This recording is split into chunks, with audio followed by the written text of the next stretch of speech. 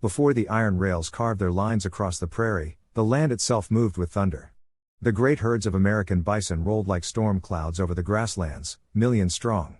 To the Lakota, Cheyenne, and countless other nations, the buffalo was life, food, shelter, clothing, spirit.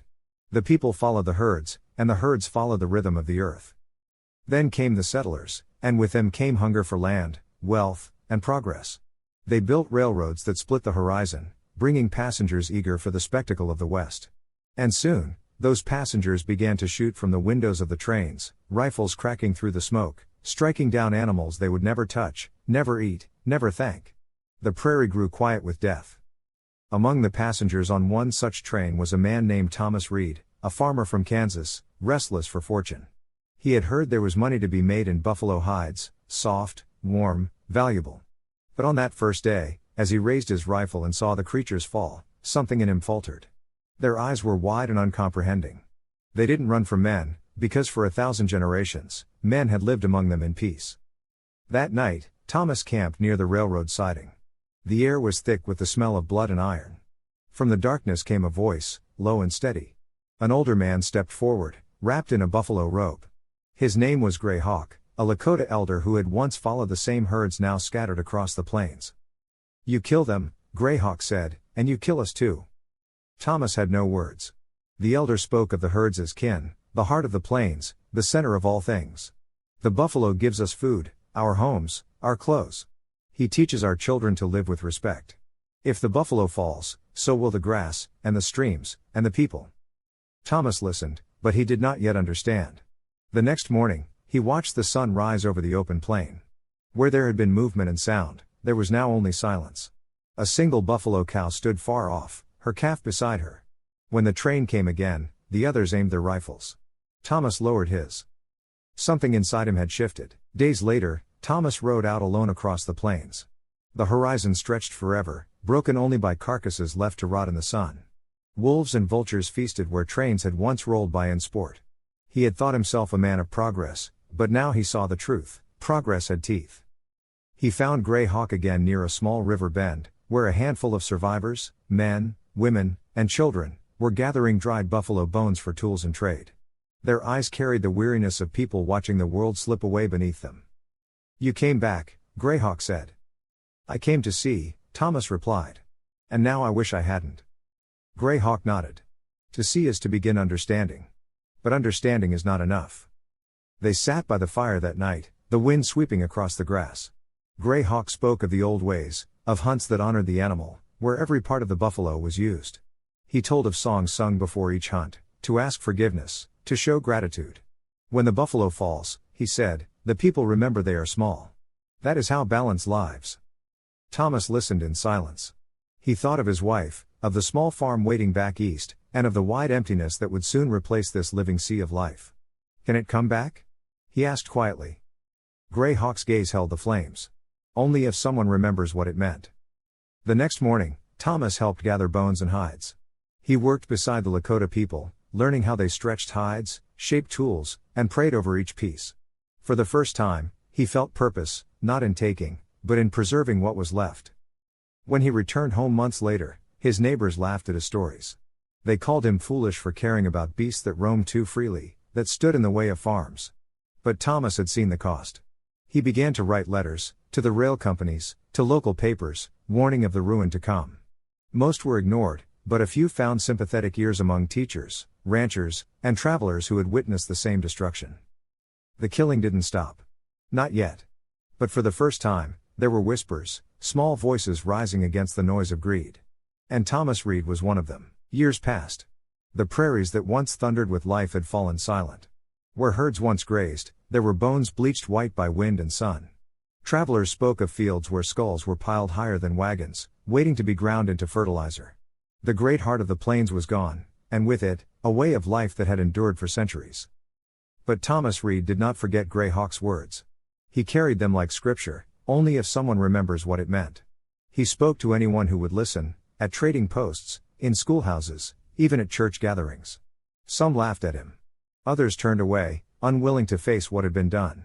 But a few stayed behind after the sermons, their faces heavy with guilt and longing. Farmers who had seen the grass dry up and the winds grow harsher. Hunters who no longer found game where once it had been plentiful. Slowly, a circle began to form, small at first, just men and women bound by memory. They talked of the land, of what balance used to feel like, and what might happen if the buffalo never returned. They called themselves keepers, not of the animals alone, but of the idea that humans and the earth could live in respect once more. It wasn't easy. By the 1880s, fewer than 1,000 buffalo remained. The U.S. Army had even encouraged their slaughter to starve the tribes into submission. The railroads had won, and progress had rolled on like iron thunder. Still, Thomas kept writing. He sent petitions east, where whispers of a new movement, conservation, were beginning to take root. There were others, too, men like William Hornaday, who began documenting the disappearance of the bison, and Theodore Roosevelt, who would one day lend his power to protecting what was left. Thomas never met those men, but their cause felt like a fire catching wind.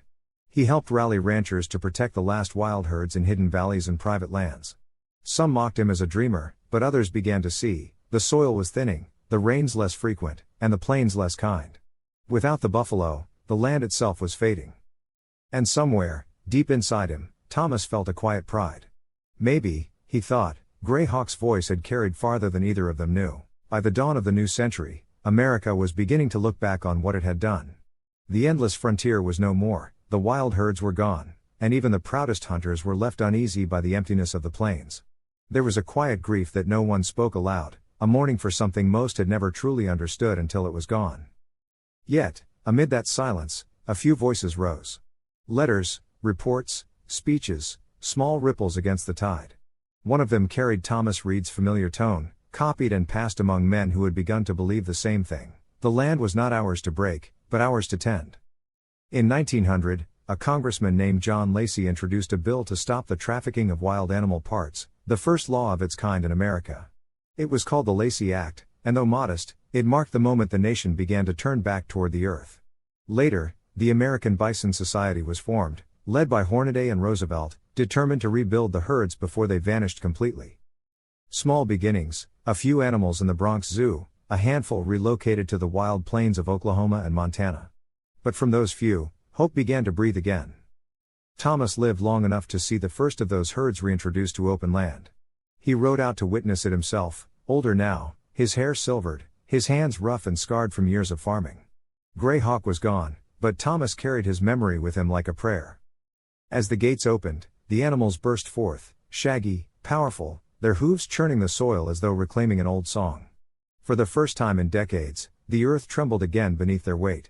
Thomas stood with tears in his eyes and whispered to the wind, "They have come home." He could almost hear the echo of the elder's voice, "When the buffalo falls, the people must remember they are small." That night, Thomas sat by a campfire, the same prairie sky above him that had watched the great herds for millennia. He thought of the past, of greed, regret, and redemption, and of the fragile beauty that comes when people choose to care. The herd was small, but alive. The land, scarred but healing. And the man who once hunted now watched over them, a keeper of balance in a world still learning what that meant. Generations passed. The great steel rails that once brought destruction now carried families westward in wonder. Children pressed their faces to train windows, eyes wide as they glimpsed dark shapes moving against the golden plains. The buffalo had returned. Not in the millions, not yet. But enough that the land could breathe again. Enough that the old songs of the plains people no longer sounded like eulogies, but prayers answered. Across the country, new parks and preserves were born: Yellowstone, Wind Cave, Wichita, the National Bison Range. The animals that had once been hunted to the edge of extinction now grazed under protection, their herds carefully tended by those who understood that what we nearly lost could never be taken for granted again. And among them were the descendants of both settlers and tribes, people who worked side by side, repairing fences, planting native grasses, and teaching their children the story of the buffalo's fall and rise. For many, it became more than conservation. It was reconciliation.